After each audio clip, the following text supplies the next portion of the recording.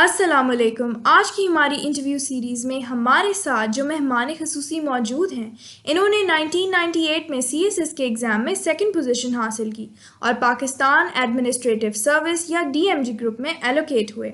कई साल से फेडरल, प्रोविंशियल और डिस्ट्रिक्ट लेवल गवर्नमेंट्स के साथ काम कर रहे हैं। Director General, National Institute of Management, Faculty Member, National School of Public Policy Making, Deputy Secretary General of Pakistan Commission for UNESCO, Secretary to Government of Gilgit-Baltistan, Managing Director, CEO of Tourism Development Corporation of Punjab, Additional Secretary, Education for Government of Punjab, National Project Director, Halal Certification System in Pakistan, Project Coordinator for Landless in United Nations Habitat और इसके अलावा पाकिस्तान के कई और कलीदी ओहदों पर भी काम कर चुके हैं। ये कई किताबों और आर्टिकल्स के मुसन्निफ भी हैं और कई ज़ुबानों पर मुकम्मल अबूर रखते हैं। मार्चिंग बैंड्स फॉर पीस के चेयरमैन हैं और founder chairperson of cosmopolitan alliance for drummers and pipers for piece. हुकूमत पाकिस्तान ने इनकी मेहनत और अनथक काविशों के पेश नज़र इनको कई एज़ाज़ात से भी नवाजा है। आइए आपकी इनसे मुलाकात करवाते हैं। अस्सलाम वालेकुम सर, कैसे हैं आप? वालेकुम सलाम। मैं बिल्कुल ठीक हूँ। मानूर, आप कैसी हैं? मैं भी बिल्कुल ठीक सर। सर, सबसे पहले तो आपका बहुत बहुत शुक्रिया कि आपने अपने इतने टाइट स्केड्यूल में से हमारे चैनल के लिए वक्त निकाला।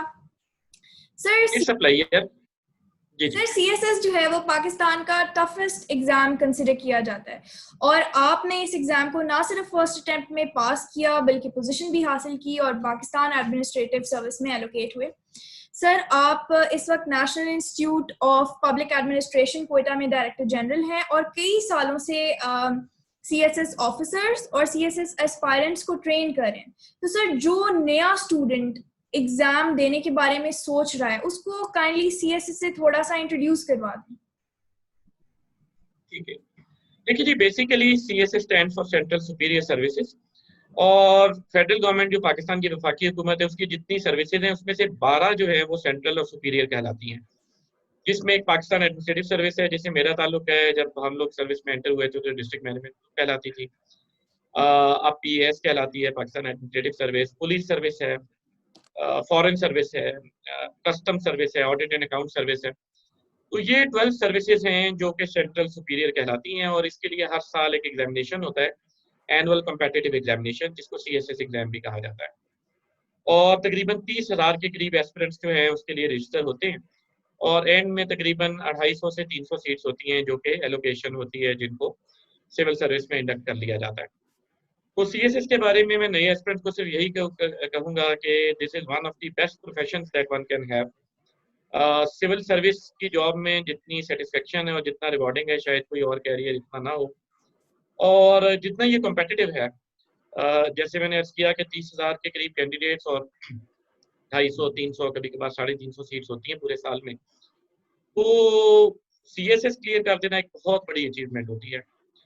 तो जो भी पाकिस्तान में एस्पायर कर सकता है तो उससे हम यही कहेंगे कि जी अपना एक दफ़ा सीएसएस जरूर ट्राई करें। जी बिल्कुल सर। सर, सीएसएस के लिए जो बंदा प्रेपरेशन अभी स्टार्ट कर रहा है उसको एग्जैक्टली कितना टाइम रिक्वायर्ड होता है प्रेपरेशन के लिए, फुल प्रेपरेशन? देखिए, डिपेंड करता है क्योंकि हर एक इंसान की इस्तेदाद अलग अलग होती है किसी भी सब्जेक्ट को ग्रास्प करने की। जो सब्जेक्ट जिसमें आपका बैकग्राउंड हो, मिसाल के तौर पे अगर आपका एमए इंग्लिश लिटरेचर है तो इंग्लिश लिटरेचर का पेपर तैयार करना आपके बाएं हाथ का खेल होगा। या अगर एमएससी इकोनॉमिक्स है या अगर एमएससी फॉरेस्ट्री है तो वो सब्जेक्ट जिसका आप ऑप्शनल में लेते हैं। लेकिन एज अ थंब रूल, एक अमूमी अगर मैं आइडिया दूं तो मैं ये समझता हूँ कि सीएसएस लेवल की प्रिपरेशन के लिए 1 महीने की फुल तैयारी फी पेपर काफ़ी होती है। यानी कि अगर 12 पेपर सिविल सीएसएस में रिटर्न के आपको देने होते हैं तो मिनिमम फुल टाइम जो तैयारी आपको करनी है वो 1 साल की है। कि 1 माह में आप फर्ज करें आपने एक ऑप्शनल अपना ट्राई कर कंप्लीट कर लिया, 1 माह में दूसरा कर लिया, 1 माह इस्लामियत कर लिया, 1 माह में करंट अफेयर कर लिया, 1 माह, तो वो 1 साल जो है मेरा ख्याल है कि एक मिनिमम रिक्वायर्ड है अगर फुल टाइम करें। जो लोग जॉब के साथ साथ कर रहे हैं या जो लोग जैसे एमफिल या कोई और डिग्री कर रहे हैं और साथ साथ सीएसएस की तैयारी कर रहे हैं, तो मेरी रिकमेंडेशन उनको ये होती है कि कम से कम 2 साल वो तवज्जो दें जिसके बाद वो पहली दफ़ा रिटर्न में अपीयर हो। जी बिल्कुल सर। सर जिस तरह ये इंग्लिश का पेपर है ये बहुत टफ समझा जाता है, इवन तक ये भी समझा जाता है कि जो फॉरेन ग्रेजुएट्स हैं वो इंग्लिश ऐसे के पेपर में रह जाते हैं। तो सर इसके पीछे क्या वजह है, और सर जो नया स्टूडेंट अभी प्रेपरेशन स्टार्ट कर है उसे क्या चाहिए कि वो अपनी इंग्लिश को शुरू से ही कैसे लेके चले? देखिए, एक तो ये है कि जब मैंने सीएसए दिया था लेट 90s में, तो तब भी यही जिसे कहते हैं ना, मार्केट की खबरें यही थी कि इंग्लिश बहुत मुश्किल है। तो मेरा उसके बाद तो मुझे मुल्क से बाहर जाने का इत्तेफाक हुआ कैम्ब्रिज यूनिवर्सिटी में पढ़ने का, लेकिन उससे पहले मेरी पाकिस्तान के आम स्कूल के स्कूलों के अलावा जो कोई मेरी इंग्लिश से एक्सपोजर नहीं था। और मैं क्योंकि गवर्नमेंट के स्कूल्स में पढ़ा हूँ, तो मेरा वो भी कम से कम नहीं था, जैसे वो जो हाई एंड स्कूल जो प्राइवेट होते हैं जिसमें काफ़ी ज़्यादा फीस वगैरह भी होती हैं, और शायद उधर शायद इंग्लिश में थोड़ी बेहतर हो जाए, तो वो भी नहीं था। मैं तो गवर्नमेंट के स्कूल में पढ़ा हूँ, जिस स्कूल में मैं क्लास 4 तक पढ़ा हूँ, तो उधर फर्नीचर नहीं होता था। जूनियर मॉडल स्कूल डेरा गाजी खान, वहाँ पे मेरे फादर की पोस्टिंग थी, तो टाट पे हम लोग बैठते थे। तो मैं कोई हाई एंड या आला स्कूलों में तो पढ़ा नहीं, लेकिन उसके बावजूद मेरे इंग्लिश में 81 मार्क्स आए, जो इंग्लिश कंपोजिशन है। और सुना यही था कि जिसके 40 भी आ जाए तो ये भी कमाल की बात होती है, बस पास ही करना होता है। लाइक वाइज मेरे एस्से में मुझे सही याद तो नहीं है, लेकिन गालबन 70 प्लस थे। और तो इंग्लिश के 200 में से मेरे 150 से क्रॉस कर गए थे। तो जो मैंने तैयारी जिस तरीके से की थी, वही मैं सबको मशवरा देता होता हूँ। मैंने 2 चीज़ों पे तवज्जो दी। एक तो ये था कि मैंने इंग्लिश का अखबार नहीं छोड़ा। पाकिस्तान में तकरीबन 475 के करीब अखबार हैं, लेकिन ज़्यादातर की या तो उर्दू में या मकामी ज़बानों में है। इंग्लिश के म्यारी अखबार पाकिस्तान में एट एनी गिवन टाइम 4-5 से ज़्यादा नहीं होते। जैसे आजकल डेली द न्यूज़ है, डॉन है, द नेशन है, डेली टाइम्स है, एक्सप्रेस ट्रिब्यून, और बस उंगलियों पे गिने जा सकते हैं। इनमें से कोई एक अखबार पूरे 1 साल के लिए आपको लगाना पड़ेगा कि आपने जो खबरें देखनी हैं या सुननी हैं, वो आप जब भी करें, वो अंग्रेजी के अखबार से करें, सॉरी। और अंग्रेजी में जैसे कि आप करेंगे तो अंग्रेजी ज़बान का आपका मुहावरा भी बेहतर होता जाएगा। और जब आप शुरू करते हैं डॉन अखबार पढ़ना, तो शुरू के महीनों में तो आपको हर खबर में एक आध लफ्ज़ ऐसा मिल जाता है जिसके लिए आपको डिक्शनरी से रुजू करना पड़ता है। तो पहला तरीका तो ये था कि मैंने अपनी तैयारी अंग्रेजी के अखबार से ही की, और अंग्रेजी अखबार को पढ़ना 365 दिन नहीं छोड़ा। तो उसका फ़ायदा ये हुआ कि वो आहिस्ता-आहिस्ता मेरी अंग्रेजी जो है वो इम्प्रूव होती रही। दूसरा मैंने ये किया कि जो इदारिया था, रोज़नामा डॉन का, उस ज़माने में डॉन पढ़ा करता था, तो वो मैं कभी भी नहीं छोड़ता था। और डॉन के इदारिये में कभी ऐसा वाक़या पेश नहीं आता था कि पूरे 500-600 अल्फ़ाज़ का जो इदारिया है, उसमें मेरे एक भी अंग्रेज़ी का लफ्ज़ ऐसा ना हो जो ना आता हो। 2-3 ऐसे निकल आते थे। तो मैंने एक रजिस्टर बनाया हुआ था, मैं उससे उस लफ्ज़ को पहले डिक्शनरी में मतलब देख के 2 या 3 दफ़ा जुमलों में इस्तेमाल करता था। तो करते-करते साल के आखिर तक रजिस्टर भर गया, और मेरी वोकैब्युलरी में 1500-1600 अल्फ़ाज़ का इज़ाफ़ा हो गया। अगर आप सिर्फ़ डिक्शनरी देखें और उसके बाद डिक्शनरी बंद कर दें, तो वो मतलब अगर आपको याद भी है, तो कुछ अरसे के बाद भूल भी सकता है। अगर 6 माह बाद वही लफ्ज़ दोबारा आए, तो आपको याद शायद ना आए कि इसका क्या मतलब था।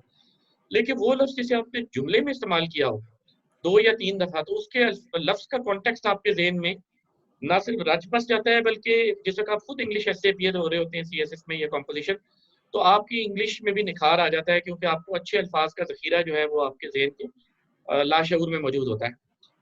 तो एक तो ये है कि अंग्रेज़ी का लफ्ज़ सिर्फ़ डिक्शनरी पे ना देखें, बल्कि ये है कि हाइलाइटर से हाइलाइट कर लें जो मुश्किल लफ्ज़ थे, उनको बार-बार जुमलों में इस्तेमाल करें, ताकि वो आपकी ज़हनी वोकैब्युलरी का हिस्सा बन जाए। हमारे दौर में क्योंकि इंटरनेट नहीं होता था, और अगर होता था तो इतना मुश्तामिल नहीं था, मेरे पास तो खैर इंटरनेट नहीं था। ना मुझे पता था कि जैसे मैं एमएससी कर रहा था कि इंटरनेट क्या होता है। यहाँ तक मैं आपको बताऊँ कि मुझे किसी ने इंग्लैंड में, मैंने एक स्कॉलरशिप के लिए अप्लाई किया। कुछ अर्से बाद फ़ोन किया, तो उन्होंने कहा कि जी हमने जवाब जो है वो ईमेल पे दे दिया है। तो मैंने कहा जी अच्छा, और मैंने फ़ोन रख दिया, क्योंकि उस ज़माने में इंटरनेट से कॉल बहुत महँगी होती थी, 400 साढ़े 400 रुपए फ़ी मिनट। तो मैंने रख दिया। उसके बाद मैंने आधे पाकिस्तान से पूछ लिया कि भई ईमेल क्या होता है? ज़्यादातर लोगों को पता नहीं था। फिर मैंने एक आईटी डिपार्टमेंट में गया, तो उन्होंने कहा कि जी कंप्यूटर में आती है। मैंने अपना कंप्यूटर खोला, और उसके अंदर कोई ईमेल नहीं थी। मुझे ये नहीं पता था कि एक अकाउंट भी बनाना पड़ता है या कुछ। तो वो हालात थे जिस वक़्त इंटरनेट अवेलेबल नहीं होता था, टीवी पे 30-40 चैनल नहीं होते थे, एक ही होता था फिर टीवी का खबरनामा। लेकिन अब अंग्रेज़ी इम्प्रूव करने के लिए इतने ज़्यादा ऐप्स और सॉफ्टवेयर अवेलेबल हैं, जो आपके स्पेलिंग भी ठीक करते हैं। आप अपने मोबाइल पे, अब हर एक के पास ही डाटा सिम होती है। दूसरा ये है कि जो खबरें सुनने का मैं मशवरा देता था, पहले तो सिर्फ पीटीवी के खबरनामे के अलावा कोई नहीं होता था, लेकिन अब हर घर में केबल लगी हुई है और बीबीसी या सीएनएन या इंग्लिश लैंग्वेज चैनल्स आते हैं। तो मेरी दरख्वास्त ये होती है हर कैंडिडेट से कि पूरे साल में 365 दिन जो आप सीएसएस की तैयारी कर रहे हैं, सिर्फ दिन में 5 मिनट एक अंग्रेजी खबरें देख लें। दिन में 1440 मिनट होते हैं, सिर्फ 5 मिनट फिक्स कर लें कि 6 बजे वाली देखनी है, 7 बजे वाली देखनी है, 5 बजे वाली देखनी है, लेकिन अंग्रेजी स्पीकिंग चैनल की, यानी पाकिस्तान के पीटीवी की इंग्लिश नहीं या इंडस टीवी जो पाकिस्तान का वो नहीं, ताकि अंग्रेजी मुहावरे में और अंग्रेजी एक्सेंट में अंग्रेजी समझ आए। और वो एक साल के अंदर अंदर इंग्लिश इस तरह हो जाती है जैसा पानी की तरह आप से फ्लो हो रहा होता है जब आपने बोलना या लिखना होता है। तो ये 2-3 तरीके करेंगे तो इंशाल्लाह इंग्लिश में 75 से ऊपर नंबर लेना कोई कोई बड़ा मार्का नहीं है। इंशाल्लाह सर। जी। सर, इंग्लिश के बाद करंट अफेयर का पेपर स्टूडेंट्स के लिए एक नाइटमेयर से कम हैसियत नहीं रखता। तो सर, करंट अफेयर में आपका बड़े नामों में से एक बड़ा नाम है, तो इस पेपर को भी ज़ेर करने के लिए कुछ थोड़े से टिप्स एंड ट्रिक्स बता दें। देखिए, इंग्लिश सीएसएस जो है ना, वो असल में इंग्लिश और करंट अफेयर्स का ही नाम है। अगर आपकी इंग्लिश अच्छी है और करंट अफेयर्स पे आपका कंट्रोल है तो बाकी 10 पेपर तो फिर आपके लिए कोई बड़ा चैलेंज नहीं है। तो ये बात आपने बिल्कुल सही की कि असल बात ज़बान पे कंट्रोल और हालात हाज़िरा को जानना, ये 2 चीज़ें हैं तो बाकी पेपर तो इंसान अटेम्प्ट कर ही लेता है। अंग्रेजी का जैसे मैंने कहा कि प्रैक्टिस प्रैक्टिस एंड प्रैक्टिस। सिर्फ टीवी पे सुना और बंद कर दिया या अखबार में पढ़ा और अखबार फिर तय करके रख दी तो आपको अंग्रेजी नहीं आएगी। आपको अपना रजिस्टर बनाना पड़ेगा, उसमें जुमले प्रैक्टिस करने पड़ेंगे, खबरें अंग्रेजी लहजे में सुननी पड़ेंगी, बीबीसी सीएनएन, चाहे 4 से 5 मिनट एक दिन के क्यों ना हो, बशर्ते कि वो रेगुलर पूरा 1 साल करें। करंट अफेयर्स पे भी मेरा ये ख्याल है कि जो टिप्स मैं अंग्रेजी ठीक करने के लिए देता हूँ उसमें खुद ब खुद करंट अफेयर बेहतर हो रहा होता है, और जो मैं करंट अफेयर के लिए देता हूँ उसमें खुद ब खुद अंग्रेजी बेहतर हो रही होती है। क्योंकि करंट अफेयर्स के लिए भी मेरा टिप वही है कि बीबीसी 5 मिनट के लिए जरूर सुने, या सीएनएन या अल जजीरा इंग्लिश या कोई भी इंग्लिश का चैनल। पूरे दिन के 23 घंटे 55 मिनट आपके अपने, लेकिन 5 मिनट आपने ये जरूर सुने।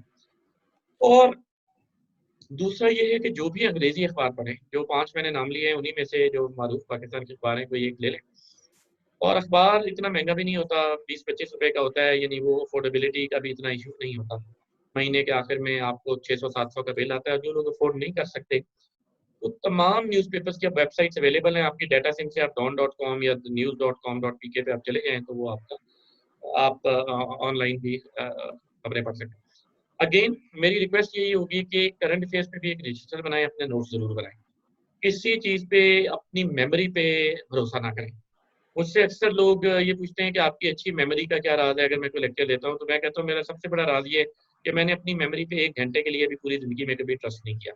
हर चीज़ मैंने लिख ली, और वो फिर ये जैसे आप कोई चीज़ लिख रहे होते हैं तो वो आपके ज़हन में ज़्यादा अमर हो जाती है। तो अगर आप अखबार पढ़ते रहें, चाहे दिन में 10 मिनट पढ़ें, लेकिन पढ़ें पूरे 365 दिन, और अंग्रेज़ी का कोई न्यूज़ चैनल सुनते रहें, तो आहिस्ता-आहिस्ता ये छोटे-मोटे मामलात हैं, ये आपको असबर हो जाएँगे। इस वक़्त शायद आपको ना पता हो कि सीरिया में खाना जंगी में कौन मेन बेलिजेरेंट्स हैं, यानी किन तरीके इनके दरमियान लड़ाई हो रही है। लेकिन अगर आप एक अल जज़ीरा इंग्लिश रोज़ सुनते रहें तो आप ये जो अल्फाज़ हैं कि असद रेजिम या फ्री सीरियन आर्मी या दाइश जो Islamic state in Iraq and Syria, ये आपको बिल्कुल ना सिर्फ असबर हो जाएँगे, बल्कि साल के बाद अगर आपको कहीं लिखना पड़े करंट अफेयर के पेपर में या ओरल वाइवा में बोलना पड़े, तो 1 साल में आपको खुद ही सारे डायनामिक्स समझ आ चुके होंगे कि जी फ्री सीरियन आर्मी का मौक़िफ़ ये है, जबहत उल-नुसरा का ये है, दाइश का ये है, गवर्नमेंट का ये पॉइंट ऑफ व्यू है। एक दफ़ा में नहीं होता, लेकिन क्योंकि कोई भी खबर है वो बार-बार रिपीट होती है। जैसे अभी पिछले चंद माह में इदलिब एक शहर है जहाँ पे गवर्नमेंट फोर्सेस जो सीरिया की हैं और हिज़्ब इख्तिलाफ में लड़ाई चल रही थी। तो आप एक दिन सुनते हैं कि जी अब गवर्नमेंट ने 3 महल्लों पे कब्ज़ा कर लिया, अगले दिन सुनते हैं कि जी बागी हावी हो गए और उन्होंने कुछ इलाके वापस छीन लिया। ये 15-20 दिन के बाद इंसान को यूँ लगता है जैसे सीरिया की वॉर उसके लिए मतलब जो है एक एक कॉमन सी नॉलेज है जो उसको सब कुछ पता है। तो अगर अखबार और टीवी पे रिलायंस रखेंगे तो कोई वजह नहीं है। असल में मसला वहाँ पे होता है जब कंसिस्टेंसी नहीं होती। 1 महीना बड़े जोशो-खरोश से अखबारें पढ़ ली और अगले 11 महीने अखबार को हाथ ना लगाएँ, या 3 दिन न्यूज़ सुन ली और उसके बाद 10 दिन। तो मुस्तकिल मिज़ाजी जो है वो सबसे इम्पोर्टेंट होती है सीएसएस में कामयाबी के लिए। जी सर, बिल्कुल जैसे आपने कहा मुस्तकिल मिजाजी। सर, सीएसएस की जर्नी जो है वो इतनी लंबी है और मुश्किल भी है। किसी दिन आपको अच्छा याद हो रहा होता है, किसी दिन आपको याद नहीं हो रहा होता, किसी दिन आपको कहीं से कुछ सुनने को मिल जाता है जिसकी वजह से आप डिसहार्ट हो जाते हैं। और सर फेलियर स्टोरीज भी इतनी ज्यादा हैं। सर इस तमाम सूरत हाल में, इस सिनेरियो में, इस नेगेटिविटी से कैसे बचा रहे और खुद को मोटिवेट कैसे रहें और कंसिस्टेंसी के साथ कैसे मूव करें फॉरवर्ड? देखिए, सबसे पहले तो ये है कि a person is known by the company he और शी कीप्स। तो यस। मेरी पहला मशवरा तो ये होता है कि अपने दोस्त पूरी ज़िंदगी की हर कामयाबी के लिए पॉज़िटिविटी बड़ी ज़रूरी होती है, مثبत सोच।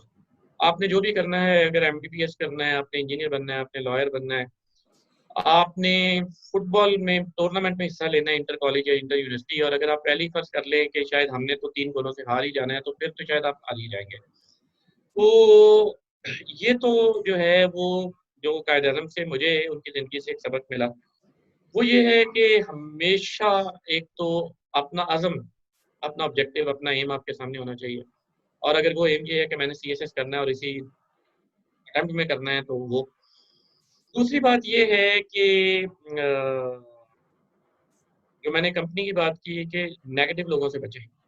आपके सर्कल में, क्लास फेलोज़ में, या वो जो किसी अगर सीएसएस की अकेडमी में तैयारी कर रहे हैं, तो उसमें आपकी फैमिली में अगर कज़िन्स ने सीएसएस दिया है या बड़े बहन या भाई ने दिया, उनमें से कुछ लोग ऐसे ज़रूर होंगे, ख़ास तौर पे जिनका क्लियर नहीं हुआ, कि वो उसके आपको सिर्फ़ मुश्किलात ही बताएँगे। और कुछ ना कुछ ज़ाहिर है ऐसे ज़रूर होंगे जो पास हो चुके हैं, या कम से कम अगर उन्होंने सीएसएस अभी तक नहीं दिया है तो पास होने का इरादा रखते हैं और उनका कमिटमेंट इसके लिए बहुत मज़बूत है। उसमें से मैं यही गुज़ारिश कर सकता हूँ कि जिन दोस्तों ने 2 या 3 दफ़ा आपको कहा ना कि सीएसएस नामुमकिन है जी, फलाँ दफ़ा तो पेपर लीक हो जाता है, ये तो जी पाकिस्तान में सिफ़ारिश चलती है। उनसे सीएसएस के 1 साल में ज़्यादा दोस्ती ना रखें। बस वो जो है दोस्ती के लिए पहले ही आपकी पूरी ज़िंदगी थी 20-25 साल की, इसके बाद भी पूरी ज़िंदगी, हर कैंडिडेट को अल्लाह लंबी ज़िंदगी दे तो वो मौजूद है। हमेशा उन्हीं लोगों से उठना-बैठना रखें जो पॉज़िटिव बातें कर रहे हैं कि जी मेरी ये चीज़ अच्छी तैयार हो गई है, फलाँ दफ़ा फलाँ के मार्क्स तो बहुत अच्छे आए थे फलाँ सब्जेक्ट में, जिसके बारे में मशहूर है कि आजकल उस सब्जेक्ट के मार्क्स नहीं आ रहे, या इस तरह की कोई बात। तो अगर आपकी कंपनी जो है वो पॉज़िटिव होगी तो एक ये बहुत इम्पोर्टेंट है। और तीसरी और आखिरी बात समझ लेने की ये है कि इंसान इंसान है, यानी कि उसके he is a thinking being. एक जागते इंसान की पूरी ज़िंदगी में पूरे दिन में 24 घंटे में 7-8 घंटे तो इंसान सोता है, तो उसके 16-17 घंटे में 60 से 70 हज़ार ख़्यालात आते हैं। और उसमें से 400 से 500 नेगेटिव भी हों तो कोई मज़ाहिरा नहीं है, इसका तो सिर्फ़ ये मतलब है कि एक लाइव प्रोएक्टिव ब्रेन है उसका। तो इसलिए कई दफ़ा ये होता है कि आपकी तबीयत ठीक नहीं है, या किसी से आपने ऐसी बात सुन ली या क्या है, तो आप डीमोटिवेट हो गए। तो असल बात ये नहीं है, कोई ऐसा इंसान नहीं है मुझ समेत जिसने सीएसएस दिया और कभी भी उसे परेशानी या अपहिल टास्क का सामना ना करना पड़ा। जो लोग कामयाब हुए, उनकी कामयाबी सिर्फ़ एक ही है, और वो ये है कि जब भी उन्होंने कोई नाकामी हुई या किसी चीज़ पे डिप्रेशन हुई, तो अगले दिन वो उससे ज़्यादा मज़बूत इरादे से उन्होंने सोचा कि नहीं, कल 2 दिन से तो मैं बड़ा अपसेट था, नज़ला, ज़ुकाम, बुखार था, या किसी दोस्त को कोई हादसा पेश आया था जिसकी वज़ह से मैं अपसेट था या अपसेट थी। लेकिन अब I will get over it, और मैं इसे करूँगा या करूँगी। तो वही इम्पोर्टेंट होता है, यही 2-3 चीज़ें होंगी तो कोई वजह नहीं है कि सीएसएस ना हो सके। जी सर, बिल्कुल आपने सही कहा। सर इस दफ़ा जो मौजूदा सूरत हाल है, इसमें जो एस्पिरेंट्स हैं वो बहुत ज़्यादा डीमोटिवेटेड हैं, बहुत ज़्यादा लो स्पिरिट्स में हैं। वो सोच रहे हैं क्या पता इस साल यूनिवर्सिटीज़ उन्हें डिग्रीज़ भी देती हैं या नहीं। चलें अगर डिग्रीज़ मिल भी जाएँ, तो वो सोच रहे हैं क्या पता इस साल सीएसएस का एग्ज़ाम ही कंडक्ट ना करवाए गवर्नमेंट। तो सर इसके बारे में आप क्या कहेंगे? देखिए, माज़ी में भी चंद एक दफ़ा ऐसा हुआ था जिस वक़्त सीएसएस का एग्ज़ाम कंडक्ट नहीं हुआ था। और वो उसी वक़्त होता है जब दुनिया में बहुत बड़ा अपहीवल हो, जैसे आजकल कोविड-19 का है। मैं इस वक़्त गवर्नमेंट की तरफ पे गारंटी तो नहीं दे सकता कि जी सीएसएस का एग्ज़ाम ज़रूर होगा। हालाँकि इस वक़्त तक कोई ऐसी बात सरकारी सतह पे नहीं है। जिस वक़्त हमारा इंटरव्यू रिकॉर्ड हो रहा है कि अगले साल फ़रवरी तक एग्ज़ाम नहीं होंगे। बज़ाहिर आसार यही नज़र आ रहे हैं कि इस जुलाई-अगस्त की पीक के बाद नवंबर-दिसंबर तक तकरीबन ये वबा जो है और 2020 के नवंबर-दिसंबर तक शायद ये काबू में आ जाए। बल्कि सीएसएस एस्पिरेंट्स की खुशकिस्मती है कि पिछले एग्ज़ाम फ़रवरी में हो चुके थे 2020 वाले, और मार्च से ये 8 मार्च से 9 मार्च से लॉकडाउन शुरू हुआ, जिस वक़्त आखिरी पेपर भी हो चुका। और जिस वक़्त ये दोनों पीक्स जो एक मार्च में आने का इम्कान था और एक जुलाई-अगस्त में है, अगले साल फ़रवरी तक ये दोनों गुज़र चुकी होंगी। तो एक तो ये है कि इस वक़्त के आसार तो ये हैं कि सीएसएस के एग्ज़ाम जो हैं, वो होंगे। लेकिन जैसे मैंने अर्ज़ किया कि दुनिया में आफ़ात आती हैं, सैलाब आते हैं और ज़लज़ले आते हैं। 19 44-45 में जो ICS के एग्जाम हुए थे उसके बाद डायरेक्टली 1948 में हुए थे, क्योंकि 1946-47 के टर्मोइल में, हिजरत में, इंडिपेंडेंस में किसी वजह से एग्जाम नहीं हो सके थे। लेकिन अगली दफा सीटें बढ़ा दी गई थी ताकि जितने कैंडिडेट्स एक साल में लेने थे और जितने दोनों साल में लेने थे वही दोनों सीटें एक ही साल में दे दी गई। यानी अगर सीटें 100 होनी थी तो 200 हो गई, और अगर 50 होनी थी तो 100 हो गई। तो गवर्नमेंट को जितने लोगों की जरूरत है वो तो है, लिहाजा अगर किसी एक साल नहीं होता तो वो सीट्स कैरी फॉरवर्ड हो जाती हैं, अगले साल उससे डबल हो जाती हैं। लिहाजा अगर गवर्नमेंट ने हर साल 200 लोग हायर करने, तो 2 साल बाद एग्जाम हो तो गवर्नमेंट पूरे 400 लोग हायर करेगी। इसी तरह 1971 में एग्जाम नहीं हो सके थे ईस्ट पाकिस्तान में सिविल वॉर और बाद में पाकिस्तान इंडिया वॉर की वजह से, तो 1972 में 2 बैचेस निकले थे। तो माजी में भी हर 20-30 साल में एक दफा की ऐसी मिसाल मौजूद है जब कभी ना कभी अगर खुदा न खास्ता CSS के एग्जाम ना हो सके तो उससे अगले साल या तो 2 बैच ले लिए जाते हैं या एक ही बैच में सीट्स डबल करी जाती हैं। लिहाजा इंडिविजुअल कैंडिडेट का नुकसान जो है वो नहीं होता, ना एज में, क्योंकि ज़ाहिर है गवर्नमेंट एज रिलैक्सेशन भी 1 साल की दे देती है अगर 1 साल डिले हो, और बाकी किसी लिहाज से भी नहीं होता। तो फिलहाल तो मैं ये कहूँगा कि एज थिंग स्टैंड नाउ, उसमें तो बाजार यही है कि अगले फरवरी यानी फरवरी 2021 में वक्त पे एग्जाम होंगे, और अगर नहीं हुए तो उसमें कैंडिडेट का कोई नुकसान नहीं होगा। गवर्नमेंट मैनेज करेगी कि किसी कैंडिडेट का इंडिविजुअल का नुकसान ना हो कि वो इस साल देता तो उसकी एज लिमिट थी और अगले साल था तो वो एज लिमिट से निकल जाएगा, तो ये ऐसा नहीं होगा। गवर्नमेंट उसकी तमाम रिलैक्सेशन हमेशा देती है और आइंदा भी देती रहेगी। जी sir, thank you very much. Sir, आप हमारे रोल मॉडल भी हैं and true sort of motivation.